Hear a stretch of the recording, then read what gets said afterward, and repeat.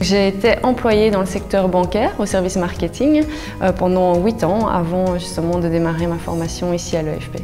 J'ai rejoint l'EFP en 2014. Avant ça, j'étais manager pour une société d'énergie. Il est arrivé un moment dans ma vie où j'ai eu envie de changer de carrière. Et donc, je me suis destiné à essayer de trouver quelque chose de manuel et j'en suis arrivé après plusieurs recherches au bois. Je suis auditeur à l'EFP depuis 1 an, ma première année se termine, en chef d'entreprise menuiserie. J'ai fait des études de sciences politiques.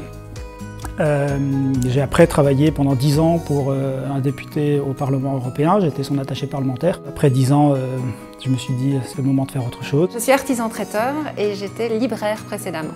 Alors j'ai eu l'idée de créer ma société parce qu'on faisait beaucoup de repas à la maison, que tout le monde nous disait toujours que c'était super chouette et un jour une copine m'a dit mais pourquoi tu ne te lances pas, pourquoi tu ne fais pas ça? J'ai pris l'option de commencer une formation en chocolaterie puisque j'ai toujours aimé manger du chocolat et c'était vraiment la gourmandise que je mangeais tout le temps. Et j'avais déjà pas mal d'expérience dans tout ce qui est bricolage, je faisais aussi beaucoup de cuisine chez moi, j'ai toujours aimé faire beaucoup de choses avec mes mains. Et comme j'étais employée, justement c'était complémentaire avec mon job de tous les jours où c'était dans un bureau assise, j'avais besoin de faire quelque chose plus, on va dire, créatif avec les mains aussi. J'ai eu la chance de pouvoir restaurer une vieille maison et j'ai construit des choses en bois et je pense que l'amour est venu là, de cette plasticité de la matière et du côté où on peut tout faire avec du bois. Et on faisait tout avec du bois avant que le plastique n'arrive et que des choses arrivent.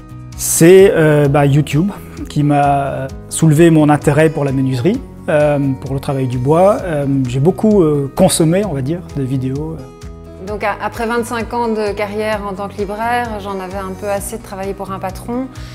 J'avais vraiment envie de monter ma propre structure, d'avoir ces multiples casquettes d'entrepreneur et d'enfin pouvoir créer à toutes fins utiles. J'ai l'impression qu'il y a eu un moment déclic qui m'a poussé à commencer la formation de menuiserie et c'est le premier meuble que j'ai terminé chez moi après l'avoir fini. C'était un bureau en érable et j'étais tellement content, j'étais tellement fier de ce que j'avais accompli que c'est à ce moment-là que je me suis dit voilà, allez, c'est le moment, il faut tenter et puis on verra bien.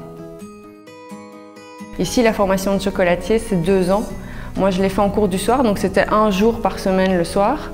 Donc c'est pas, on va dire, contraignant, c'est pas trop lourd. Donc j'ai choisi la formation à l'EFP parce qu'elle me donnait l'accès à la profession. Ensuite j'ai fait un stage grâce à cette formation. J'ai eu la chance de faire mon stage chez Bonbon et chez le traiteur Laurier aussi. Donc j'ai vraiment eu les 2 visions du métier voilà, dans des très très grandes maisons. J'avais commencé la formation, j'ai commencé à faire des chocolats donc un petit peu chez moi aussi, donc mes propres recettes. Et donc j'ai commencé à en vendre sur des marchés. J'ai vite passé en activité complémentaire et ça je m'y attendais pas vraiment. On est 2 dans l'aventure, mais mon compagnon, Mathias Honnet, travaillait lui dans l'audiovisuel et donc on est tous les 2 en changement de carrière au même moment. Moi j'arrête la librairie, lui arrête l'audiovisuel et on se lance vraiment dans cette aventure. EFP, formateur de talent.